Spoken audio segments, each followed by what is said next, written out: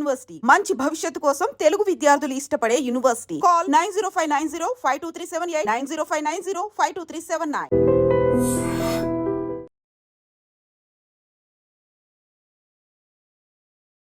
Sir మొన్న Pakistan పెహల్గాన్లో attack చేసింది మనందరం చూసాం. దానికి రివెంజ్గా మన వాళ్ళు ఆపరేషన్ సింధూర్ అని కూడా పాకిస్తాన్ మీద అటాక్ చేశారు, వార్ చేశారు.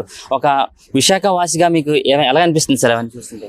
ప్రథమంగా విశాఖవాసి కన్నా భారతీయుడిగా నాకు చాలా గర్వంగా ఉంది.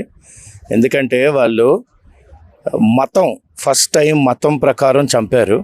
ఎందుకంటే మీ కలాం చదవడం వచ్చా లేకపోతే ప్యాంట్లు విప్పి చూసి మరీ చంపడం అన్నది చాలా దారుణం. ఆ తర్వాత చంపేసిన తర్వాత ఆ వితంతు అంటే ఎవరైతే హస్బెండ్ పోయారో ఆ అమ్మాయికి వెళ్ళి మీ మోడీకి చెప్పండి అన్నారు. అప్పుడు మోడీ గారు నా భాషలో నేను చెప్తాను అని చెప్పి ఆయన దీనికి సింధూరం అంటే ఐదోతనాన్ని తుడిచేయడం అన్నది ఎంత తప్పు భారతదేశంలోని అందులోని హిందువులకి అన్న నినాదంతో ఆయన తీసుకున్న యాక్షను అంటే ఆయన వెనకన దేశం అంతా నిలబడింది. దేశమే కాదు, అభ్యుదయ భావాలు ఉన్న అన్ని రాష్ట్రాలు అమెరికాతో సహా అందరూ ఎస్ భారతదేశం చేసింది హర్షణీయం. ఎందుకంటే ఎన్ని రోజులు మనం ఏదో ఓర్పు సహనం ఇలాంటి పదాలతో ఉన్నాము, కానీ ఎట్టకేలకు తెంపేశారు ఆ ఓర్పు సహనం అన్న దాన్ని. సో ఈరోజు మాతో పాటు నడిచేవాడు Chandramouli one of the victims అనమాట, చనిపోయిన వాళ్ళని. ఆ రోజు సిబిఎన్ గారు కూడా అర్ధరాత్రి వచ్చి అంటే ఎర్లీ మార్నింగ్ వచ్చే బాడీస్ ఆయన కూడా చెప్పారు ఇప్పుడు కానీ మనం దీనికి జవాబు ఇవ్వకపోతే చాలా దారుణంగా ఉంటుందని. మన దేశానికి వెన్నెముక మన నావికాదళం అనండి, ఆర్మీ అనండి, లేకపోతే ఎయిర్ ఫోర్స్ అనండి. ఈరోజు అరేబియన్ సీ వైపు వెళ్ళి ఐఎన్ఎస్ విక్రాంత్ అంటే ఎలాంటి మారణ హోమం మనం చేయగలం అంటే సహనాన్ని తెంపితే ఎలా ఉంటుంది అన్నది చాలా బాగా చూపెడుతున్నారు.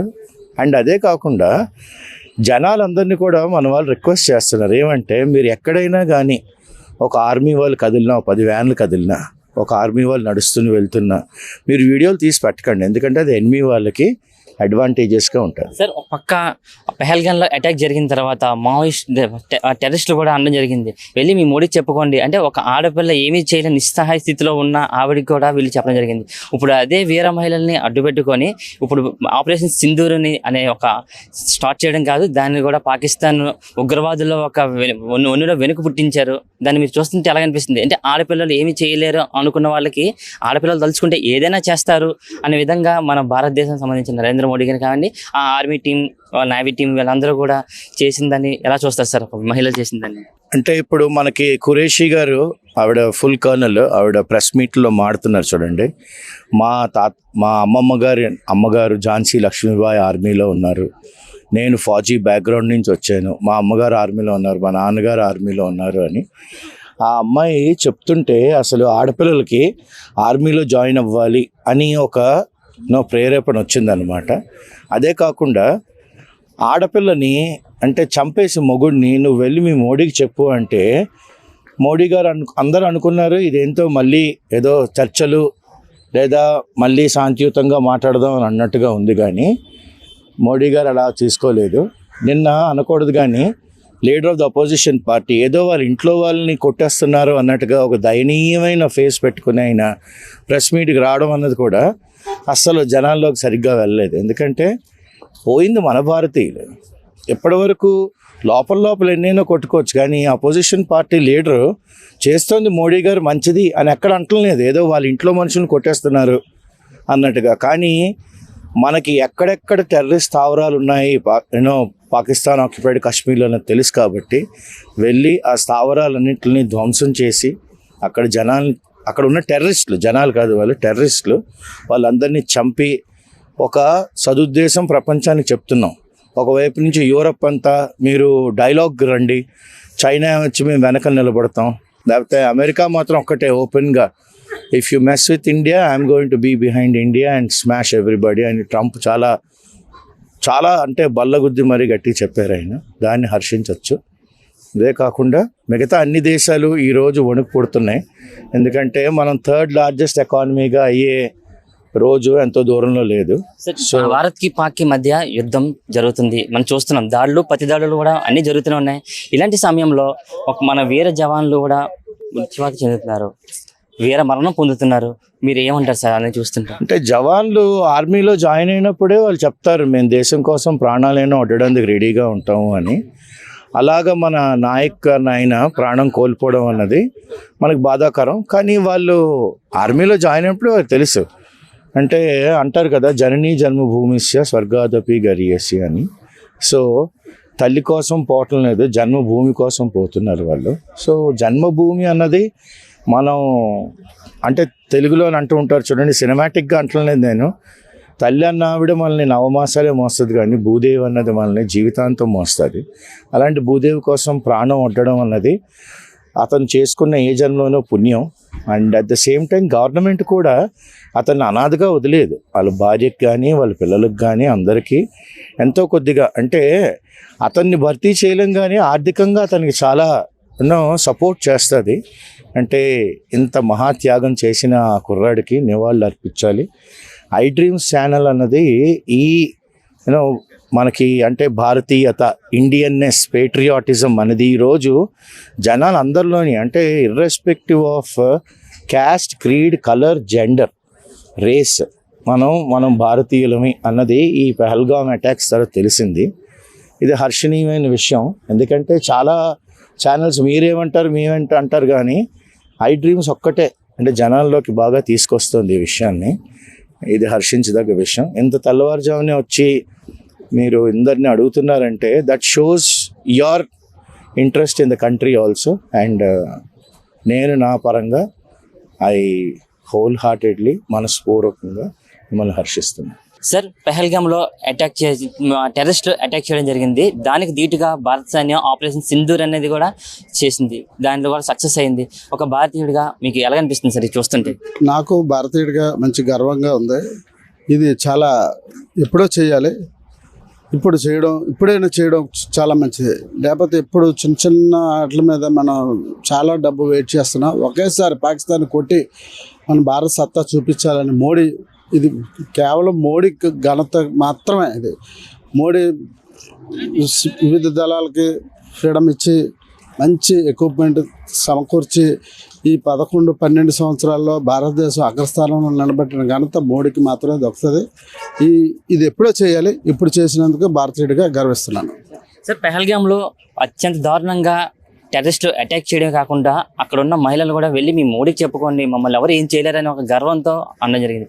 ఇప్పుడు అదే వీర మహిళల్ని అడ్డుపెట్టుకొని ఆపరేషన్ సింధూర్ అనేది కూడా మోడీ గారు చేశారు, దానికి సక్సెస్ఫుల్గా వచ్చారు. ఇద్దరు మహిళలు లీడ్ చేసిన ఈ యొక్క ఆపరేషన్ని ఎలా చూస్తారు సార్?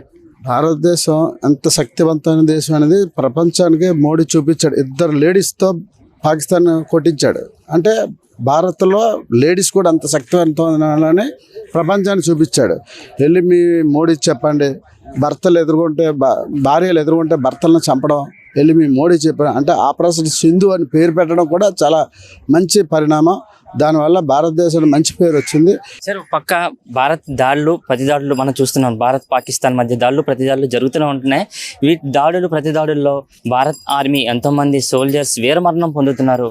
వాళ్ళ కుటుంబ సభ్యులకి మీరు ఏం చెప్పాలనుకుంటున్నారు సార్? వీరమరణం పొందే ప్రతి భారత సైనికుడికి కూడా భారతదేశం నివాళులు ఒక ఓన్లీ నివాళులే కాదు, వాళ్ళ ఫ్యామిలీ పిల్లలు అందరూ ఉంటారు, వాళ్ళ మంచి చెడ్డలు కూడా చూడాలి, వాళ్ళ వెల్ఫేర్ కూడా చూస్తుందని కూడా ఆశిస్తున్నాం.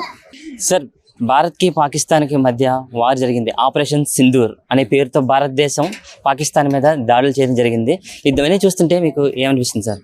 ఎందుకంటే ఎప్పటి నుంచో ఉగ్రవాదం పాకిస్తాన్ రైజ్ చేస్తుందండి. చాలామంది అమాయక ప్రజల్ని తర్వాత సైనికుల్ని చంపేసింది.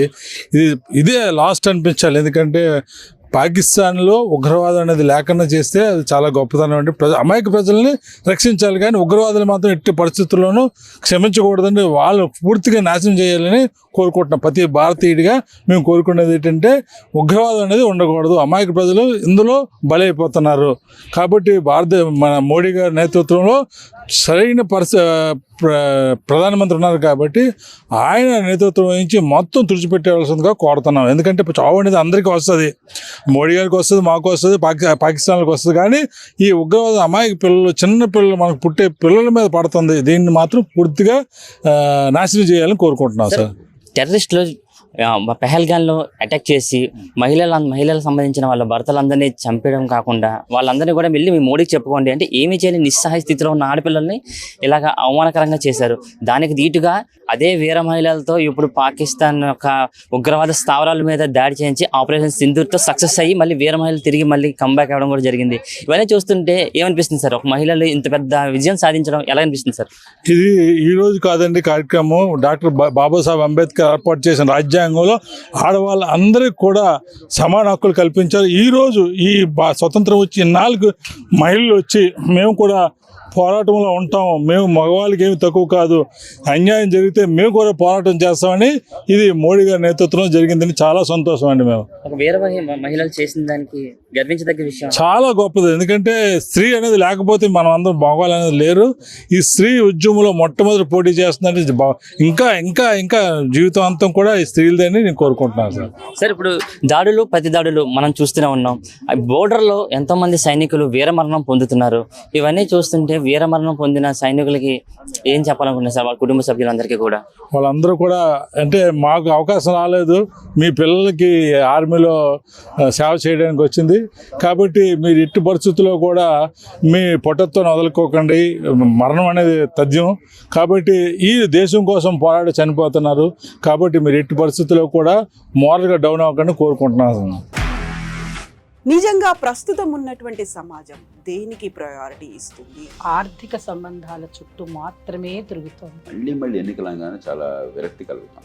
మంచి అనిపిస్తుంది కదా, లేడీస్ కూడా ఛాలెంజింగ్ జాబ్స్ చేసినప్పుడు చాలా బాగుంటది. ట్రాఫిక్ అసిస్టెంట్స్ గా నియమించిన ట్రాన్స్జెండర్స్ అందరితో సాల్యూట్ చేయించుకుంటున్నారు. ఫుడ్ డెలివరీ ఇవ్వటానికి వెళ్ళినటువంటి డెలివరీ బాయ్ అనిల్ పై కళ్ళ ముందు